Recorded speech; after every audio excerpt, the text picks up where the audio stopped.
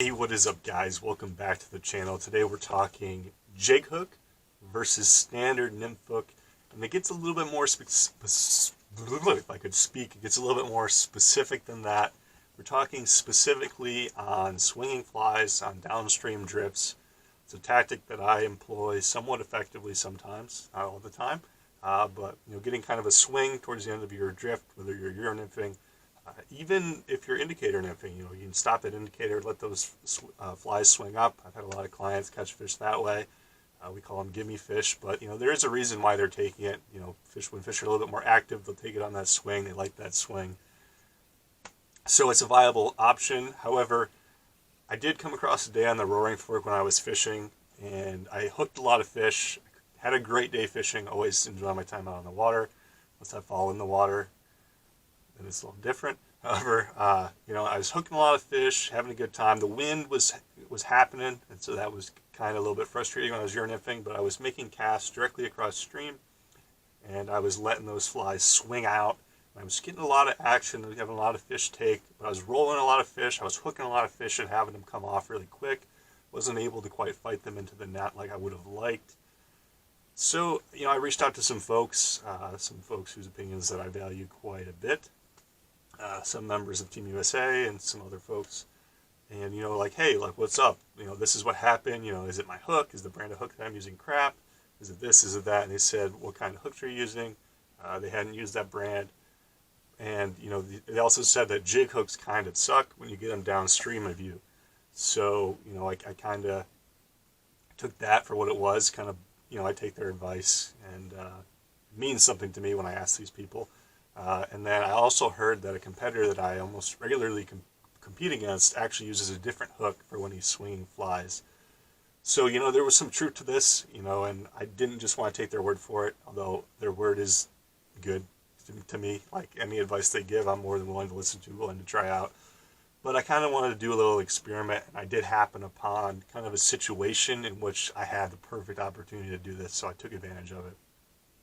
There must have been some sort of late stocking in one of the local stream sections, because my dad and I were fishing one day, and there was just these huge pods of these little stocked brown trout, and they were pretty aggressive, willing to eat, and pretty fired up and all that jazz. So I knew I was going to be able to catch high numbers, so I set out there. I said, hey, I'm going to go test this out. Went there, fished by myself.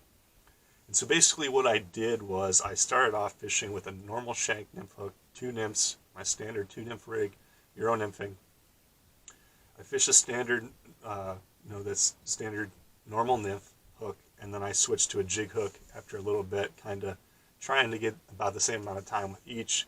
And then I was trying to find catch rates. So how many fish did I catch successfully, where I hooked them and land them, versus how many did I hook or roll and miss that I didn't bring in. So kind of gauging that landing ratio. How is the hook affecting that? How is the hook affecting my success when it comes to bringing in fish, calling that success, landing the fish in a net or in my hand? And so basically, to avoid hooking any fish upstream, I was casting directly across the river, and I'll put in a little clip. You can see what I was doing.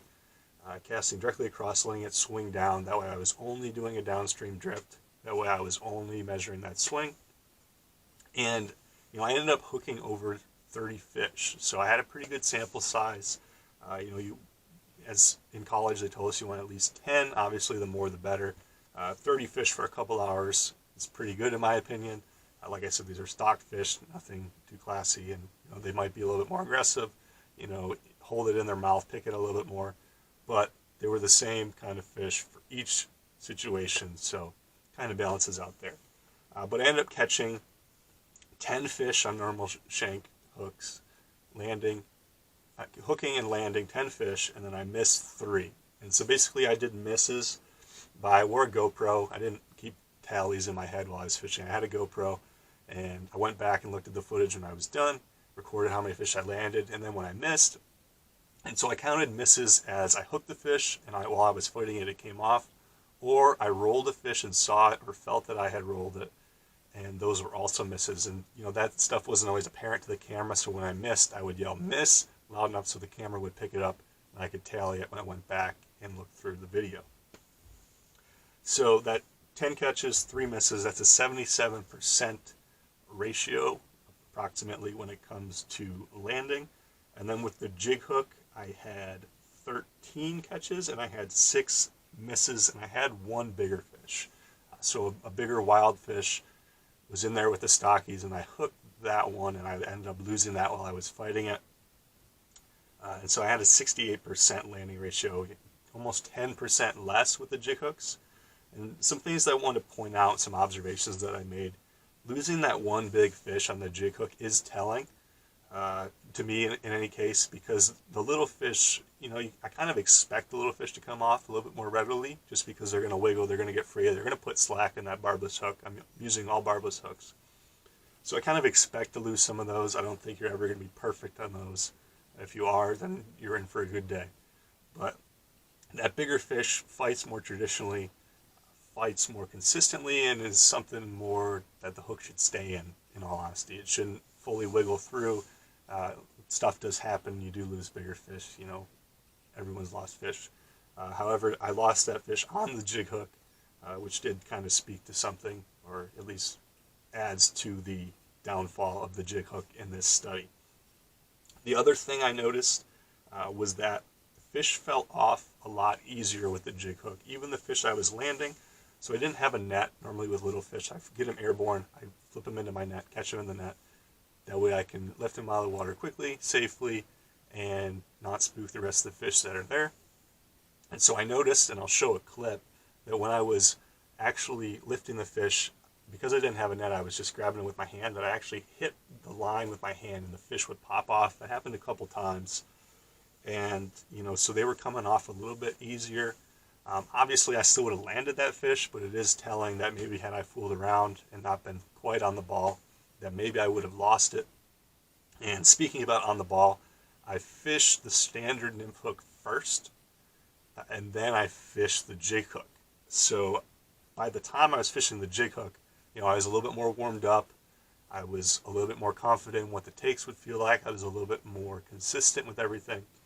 So that could have actually increased the percentage of landing ratio with the jig hook, just because I was a little bit more prepared, and had maybe I done it on a different day where I went in cold for both, maybe the results would have been a little different. Maybe it would have been even more of a difference between the two had I started with the jig hook and wasn't quite warmed up. I didn't really want to do them on different days. I wanted the weather, the overcast, the metabolism of the fish to kind of all be the same. I had an overcast day. It was kind of drizzly, dark, and I wanted the fish to be acting somewhat similar to the fish in both groups. So I decided to go with that, to deal with the results, and started with a normal shank, just so I didn't put the jig hook at any further disadvantage. However, in doing so, I may have brought those results closer together, or I may not.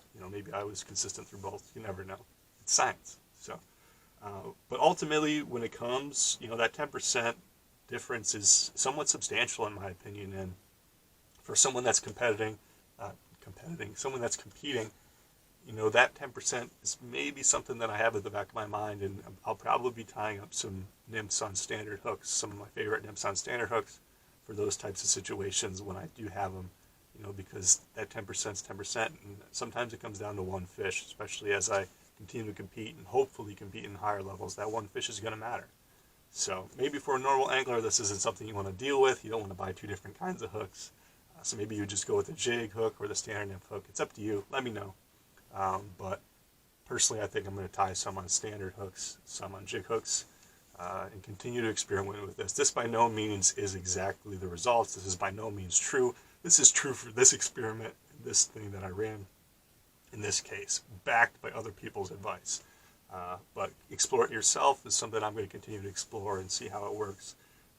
But I do hope this was enjoyable. I do hope you learned something, or maybe got some ideas on some try. I would love to kind of hear your experience and thoughts on this topic as well. So please leave that stuff in the comments.